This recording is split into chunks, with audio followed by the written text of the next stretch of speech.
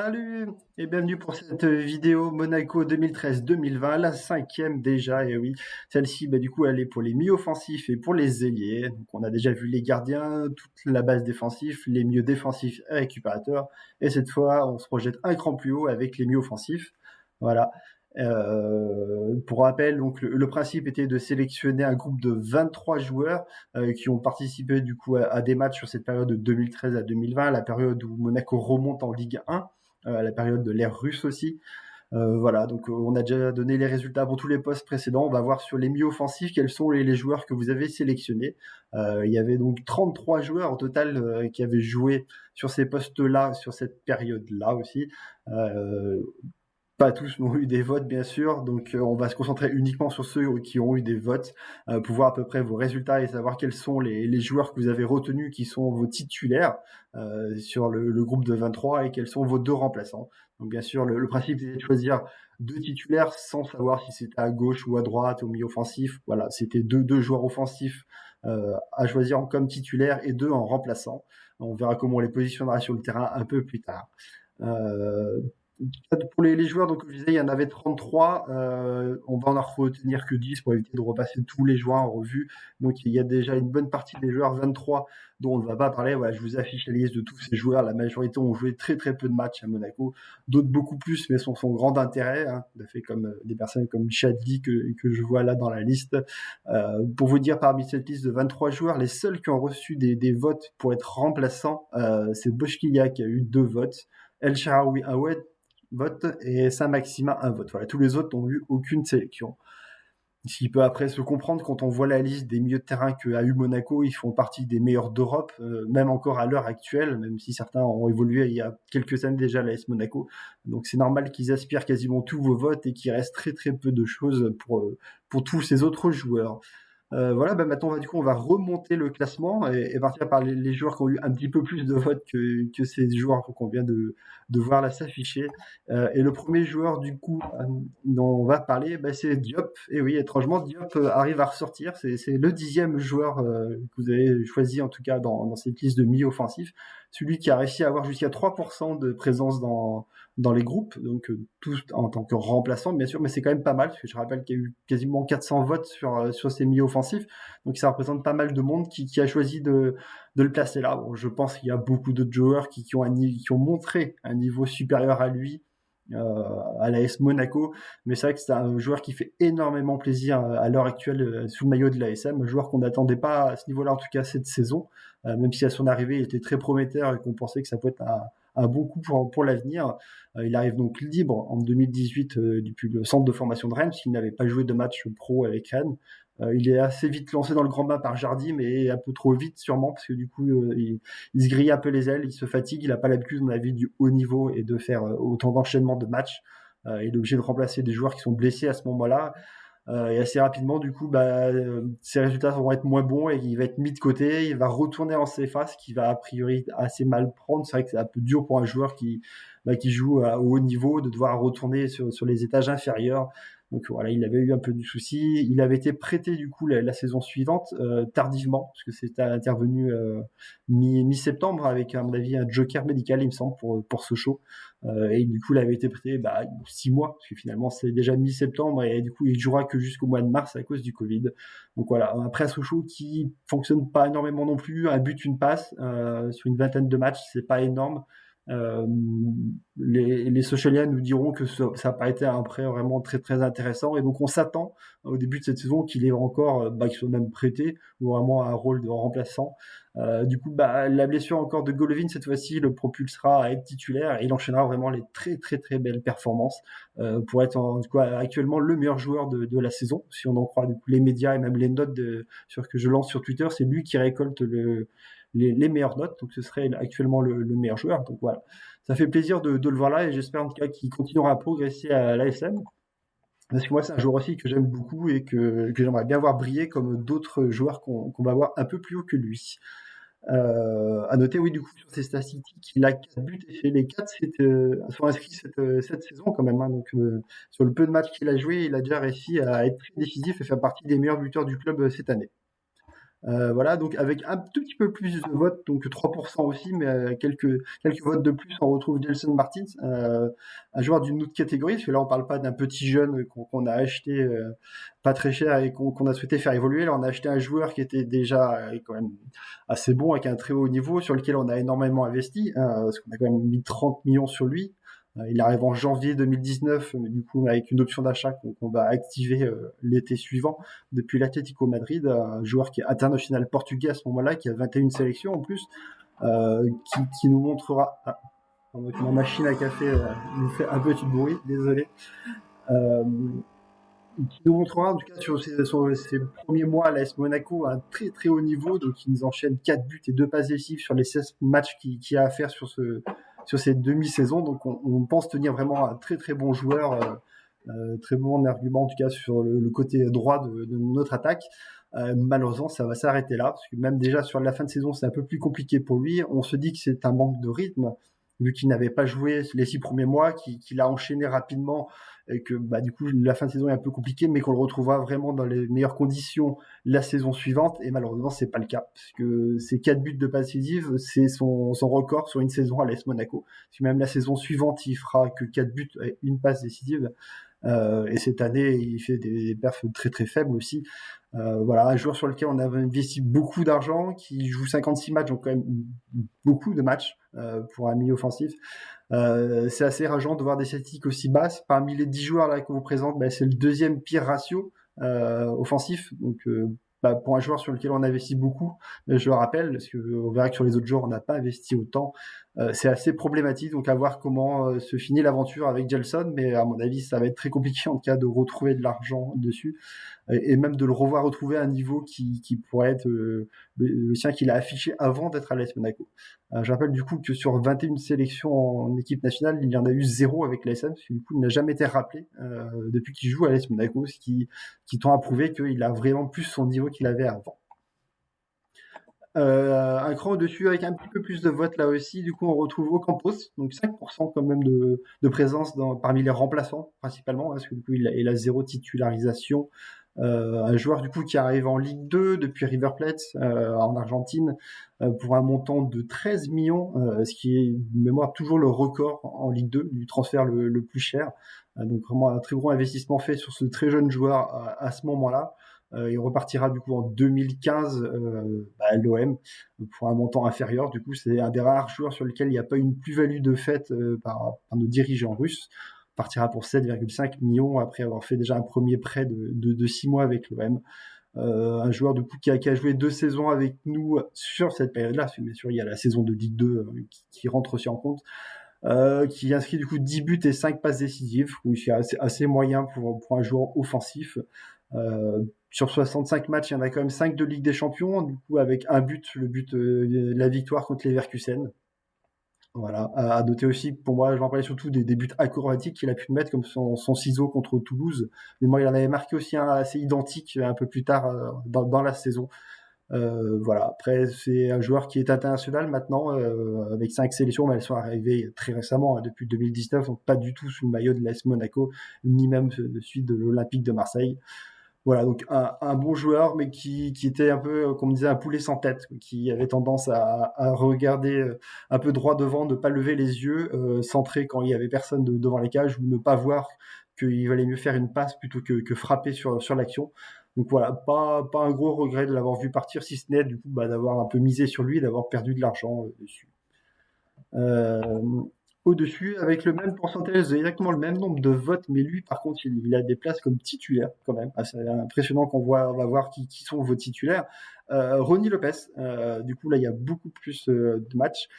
82 matchs pour l'international portugais. Celui aussi est international avec 2 sélections pendant sa période monégasque en plus. Bon, 2 sélections quand le Portugal fait énormément tourner son effectif et fait jouer des très jeunes joueurs un peu pour les tester.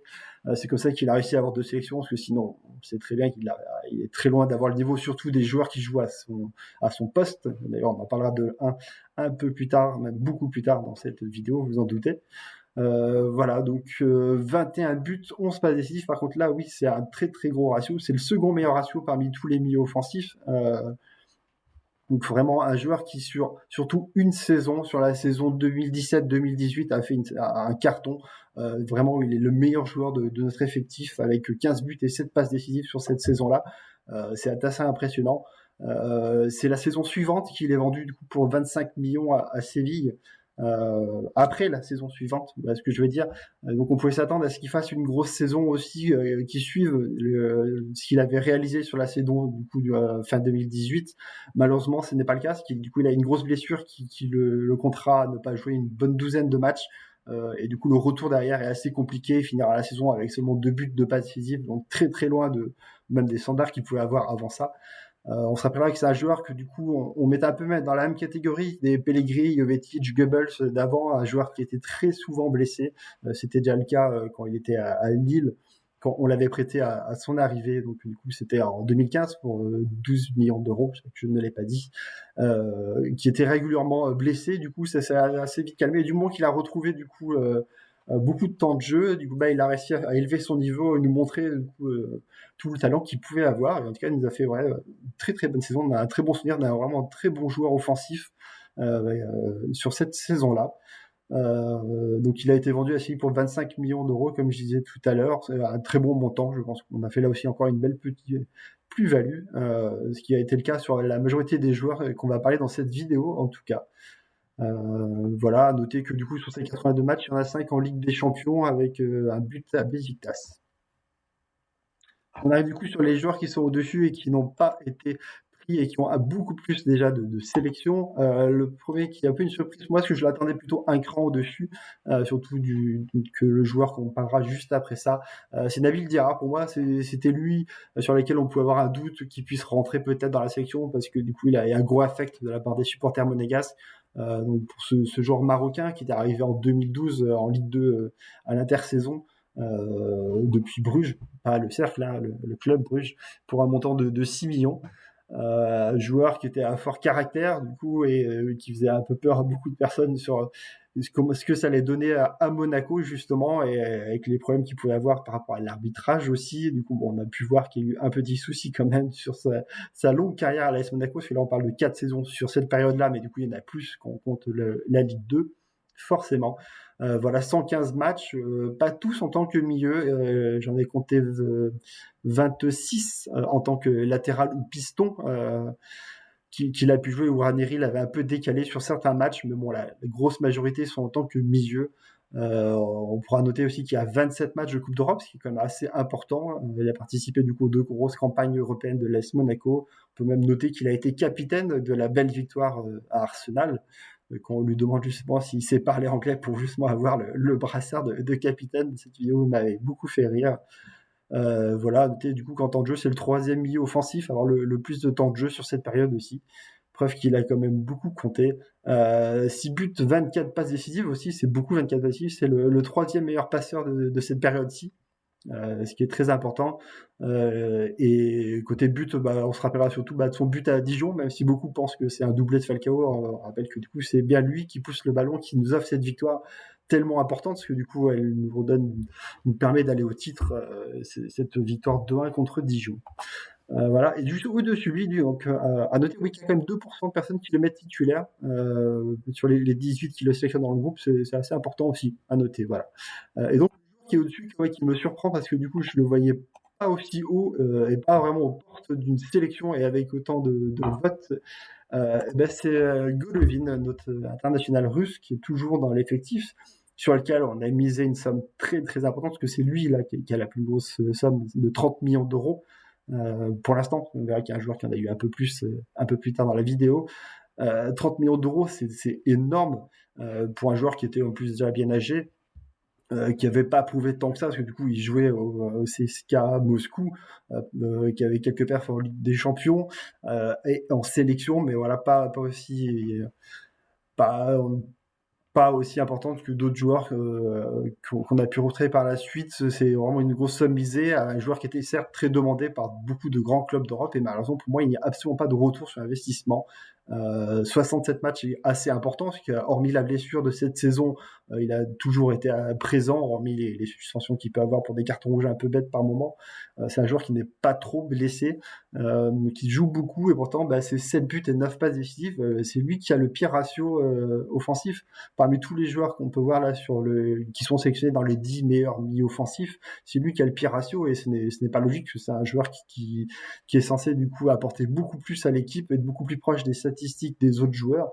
Là, il est décisif plus de tous les 4 matchs, j'arrive à le dire, ce qui est assez dur à mon sens. Vous êtes comme donc 20% à l'avoir sélectionné dans vos groupes, de l'avoir mis parmi les 4 remplaçants. Perso, moi, il n'était même pas sur les 5, voire les 6, s'il fallait vraiment étendre. C'est pour ça que ça me surprend assez de le voir aussi haut. Sur les 67 matchs, il n'y a que 3 matchs de Ligue des Champions, parce que du coup, Monaco a que sa première saison où on a pu participer à la Ligue des Champions. C'était pas du tout une belle campagne européenne, donc on n'a pas pu voir non plus au-delà de la Ligue 1, mais s'il n'arrive déjà pas à faire des statistiques en Ligue 1, c'est un peu compliqué de le voir à plus haut niveau, en sachant que après, il y a toujours le souci du fait qu'on ne le fait peut-être pas jouer à son véritable poste. La question est de savoir quel est son véritable poste, ce serait aussi un autre débat à avoir.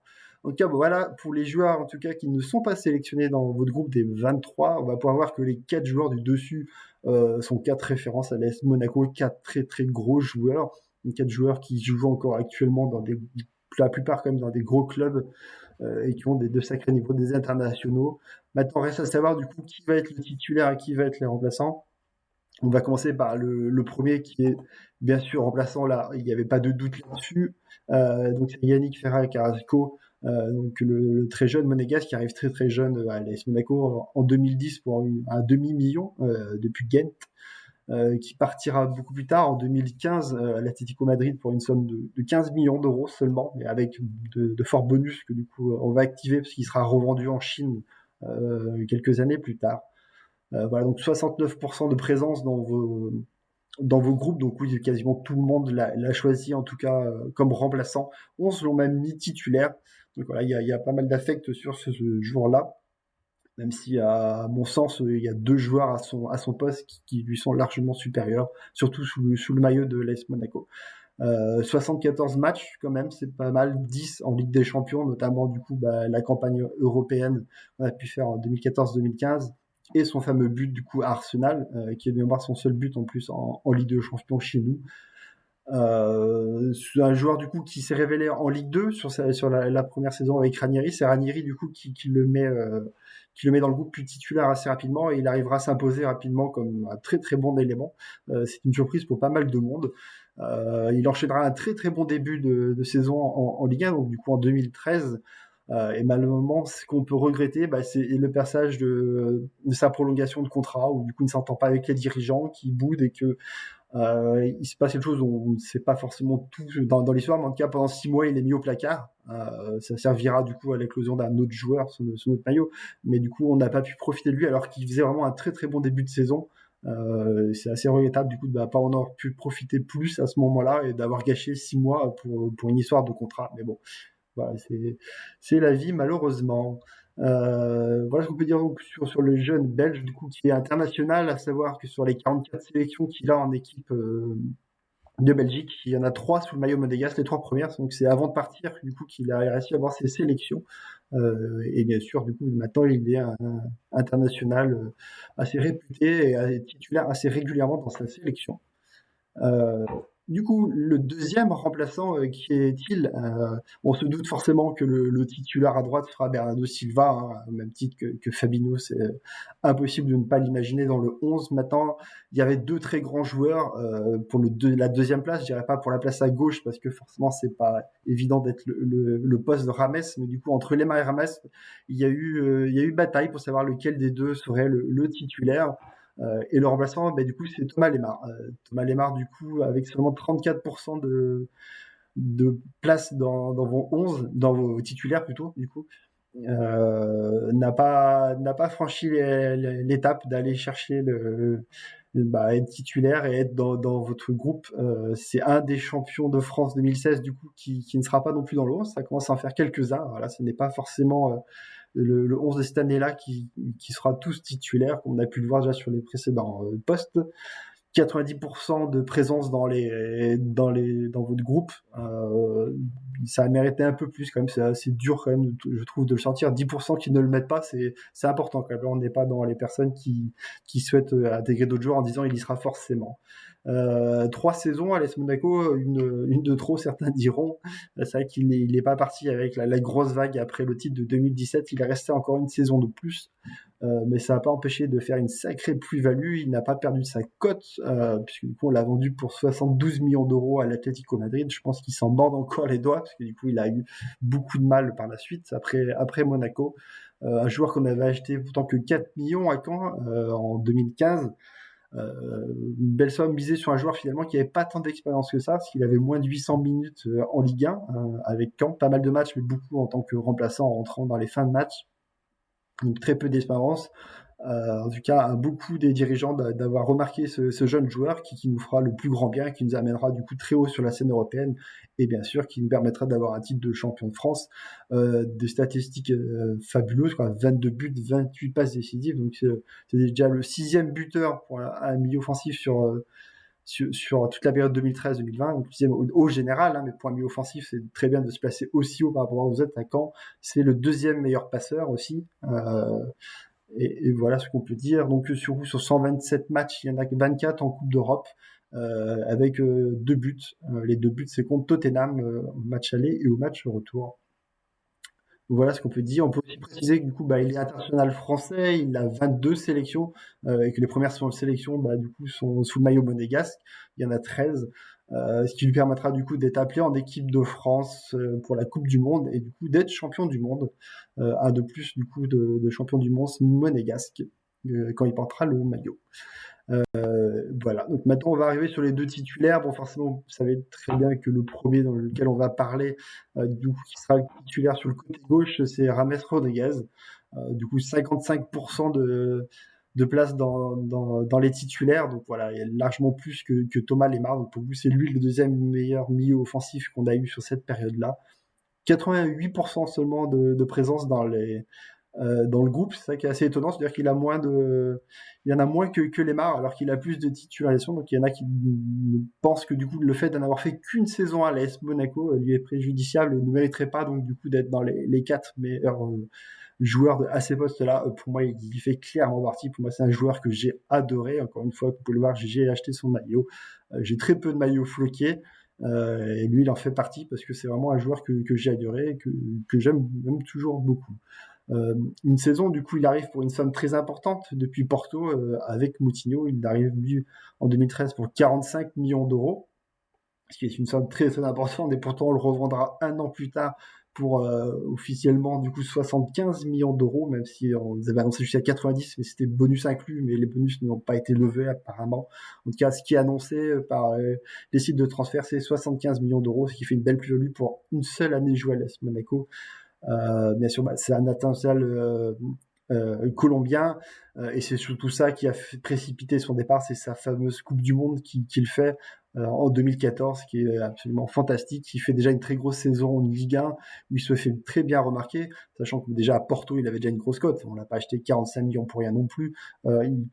Il poursuit avec Monaco en faisant une très grosse saison et du coup, cerise sur le gâteau, c'est sa Coupe du Monde. Forcément, le Real et son président qui voulait absolument signer un gros coup cette année-là choisira Rames et mettra le prix, même si on sait très bien que du coup l'objectif à la base c'était plutôt Falcao, mais vu qu'il était blessé, du coup c'est Rames qui a signé au Real. Qui n'aura pas fait la joie du coup des supporters du Real s'il n'a pas fait une très grosse carrière là-bas. Mais ça, c'est une autre histoire. En tout cas, pour celle qui se concerne l'AS Monaco, du coup, sur 38 matchs, il ne commence pas titulaire. Ranieri ne le lance pas tout de suite comme titulaire. C'est Ferran Carrasco, qui est le titulaire du poste à ce moment-là. Il arrivera un peu plus tard dans la saison, mais du coup, après, il sera complètement indéboulonnable. Encore plus quand, du coup, Falcao ne sera plus là. Ce sera lui la star de l'équipe, ce sera lui la plus grosse menace de notre effectif. Du coup, en une seule saison, il met 10 buts et 14 passes décisives. Voilà, c'est un des plus gros ratios aussi là sur les postes de milieu offensif et même sur tous les postes de l'AS Monaco entre 2013 et 2020. À noter, du coup, il finira meilleur passeur de la Ligue 1 cette saison-là avec 14 passes décisives puisqu'il les met toutes en Ligue 1. Voilà, on pourra regretter le fait, du coup, qu'on l'a jamais vu porter le maillot de l'AS Monaco en Coupe d'Europe. On aurait souhaité, du coup, qu'il reste une saison de plus au moins pour pouvoir le voir en Ligue des Champions et apporter tout son talent. On aurait souhaité aussi le voir jouer plus longtemps avec Falcao, parce qu'on sait très bien qu'il y a une très bonne entente entre les deux joueurs. On peut le voir en sélection. On aurait aimé, du coup, que Falcao ne se blesse pas et qu'ils puissent évoluer ensemble plus longtemps sous le maillot de Monaco. Parce que là, j'ai pas regardé le nombre de matchs, mais il y en a très peu, parce que du coup, Rames ne joue pas les premiers matchs et après c'est Falcao qui est blessé, donc il y en a pas tant que ça où ils ont pu évoluer ensemble. Voilà, à noter du coup qu'il n'a pas été meilleur joueur de la Ligue 1. Il était sélectionné parmi les 4 finalistes, mais du coup c'est Zlatan qui est élu en 2014. Et ça fera écho au prochain joueur qui lui non plus n'a pas eu le titre alors qu'il faisait partie des 4 finalistes. Du coup, on peut en parler maintenant. Hein, le meilleur joueur de cette période-là, peut-être certains même peut-être le meilleur joueur tout court de tous les postes confondus, Bernardo Silva. 98% de présence dans le groupe, 97 comme titulaire, donc il y en a quand même 1% qui le mettent remplaçant, assez étonnant quand même. Euh, Quelques personnes aussi qui ne l'ont pas choisi parmi les 4, mais comme j'ai dit, je pense que ça vient du fait que c'est tellement obligé qu'il soit présent que certains ont voulu donner des votes à d'autres joueurs. Sinon, je ne vois pas comment on peut monter un 11 sans mettre Bernardo Silva, surtout sur cette période-là. Du coup, 3 saisons, c'est triste, on aurait aimé qu'il y en ait bien plus. 3 saisons à 147 matchs, parce que du coup, du moment qu'il a commencé à être titulaire, il n'a plus lâché sa place. C'est un joueur qui est très rarement fatigué, très rarement blessé. Donc du coup, il a vraiment joué énormément de matchs sous notre maillot. La seule blessure importante qu'il aura, malheureusement pour lui empêchera d'être champion d'Europe avec, pas Monaco, mais avec le Portugal. Parce que du coup, il ne sera pas sélectionné pour être à l'Euro.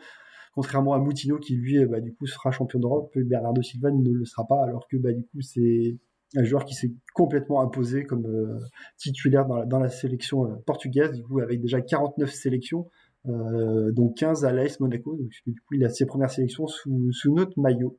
Voilà, donc c'est un joueur qui arrive du coup en prêt à la base en 2014 depuis Benfica, depuis l'équipe même B Benfica, parce que du coup il n'est pas utilisé dans l'effectif professionnel. Et du coup l'option d'achat est automatiquement levé parce qu'il a joué plus de 20 matchs de mémoire en janvier pour un montant assez important à l'époque qui était de 15,8 millions d'euros, donc ce qui nous avait assez étonné d'avoir mis autant d'argent sur un jeune joueur qui n'avait pas encore prouvé beaucoup, mais en tout cas pas à cette hauteur-là. Mais pourtant, c'est un joueur qu'on vendra du coup l'année du titre pour 50 millions à Manchester City, et pour certains c'est assez faible comparé au talent et au niveau qu'il a. On a à peu près le même débat du coup sur Fabinho. C'est vrai qu'on pourrait s'attendre à des valeurs un peu plus hautes, tellement pour nous ces joueurs étaient précieux et qu'ils ont été très très compliqués à remplacer.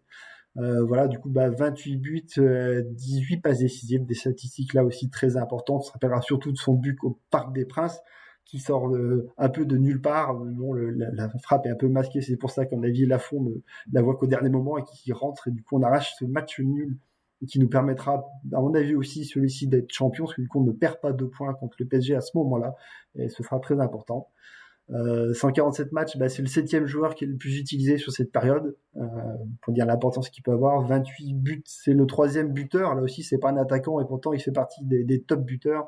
18 passes décisives, c'est le 4e passeur aussi. Donc voilà, dans toutes les stats, il est très très haut placé. Forcément, c'est un des meilleurs joueurs qu'on ait pu avoir. Comme je le disais, du coup, il n'a pas été élu meilleur joueur de la Ligue 1 sur l'année du titre, malgré du coup une place de finaliste parmi les 4 derniers.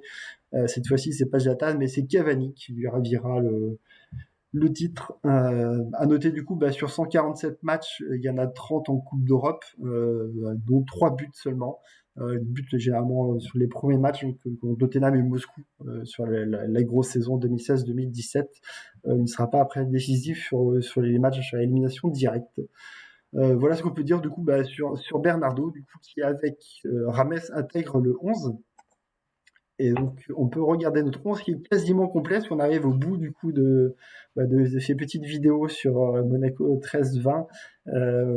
Rames et Bernardo Silva donc, sont titulaires avec du coup l'ensemble des joueurs que vous pouvez voir. Je ne vais pas m'amuser à tous vous les citer. On retrouve du coup Carrasco et Lemar en remplaçant. comme vous pouvez le voir, il reste plus que 4 postes à pourvoir, c'est les postes d'attaquants, ce qu'on fera demain. On pourra voir quels sont du coup les derniers joueurs qui vont intégrer ce 11 et ce groupe de 23. Et après-demain, il restera une dernière petite vidéo du coup pour savoir qui sera le coach de cet effectif. Voilà, donc vous pouvez toujours voter en tout cas pour l'instant sur les formulaires du poste d'attaquant et de coach qui sont toujours ouverts à quelques heures avant du coup le lancement de la vidéo, donc vous pouvez toujours voter.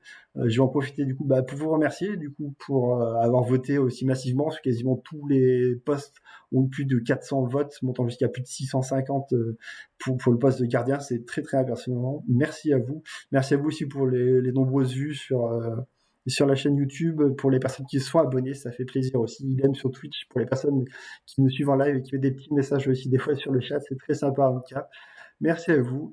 Et du coup, je vous dis à demain pour la vidéo sur les attaquants.